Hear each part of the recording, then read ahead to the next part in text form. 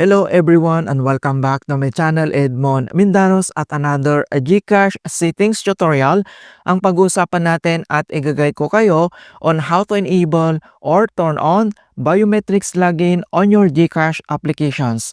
So ang biometrics login ay isa sa mahalagang settings ng GCash app natin na dapat naka-turn on or naka-enable para sa security ng account at device. So same naman yan sa MPIN code, dapat mayroon yan para mas secured at hindi agad ma-open ng iba yan. Okay, so sa mga bago lang na hindi pa kabisado kung paano i-turn on or enable at i-guide ko kayo at start na natin. So ang next step ay kailangan mo lang i-open ang yung GCash applications. So click mong ganyan. And then makikita nyo guys na login with your biometrics. So ibig sabihin ay naka-turn on yung ating biometrics dito. So may dalawang option yan. Either gagamitin mo si use MPIN na 4-digit code or yung biometrics. So mas secure talaga kapag naka-enable siya. So gamitin lang muna natin yung ating MPIN code. Ayan. So once na-open mo na yung GCash applications mo, so dito lang sa baba ay kailangan mo lang i-select dito yung Meetup profile.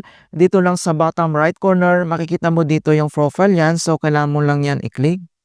And then dito sa ating GCash profile, and then kailangan mo lang i-select dito yung settings. So i-click mong ganyan. And then dito sa ating settings, underneath dito lang sa security, and then makikita mo kaagad dito yung biometrics login. So kailangan mo lang yan i-click.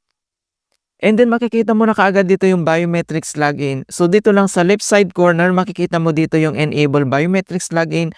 At dito naman sa right side corner, nandito yung kanyang button. So kailangan mo lang yan i-enable. So kapag nakita mong nakakulay blue, ibig sabihin ay naka-turn on or naka-enable siya.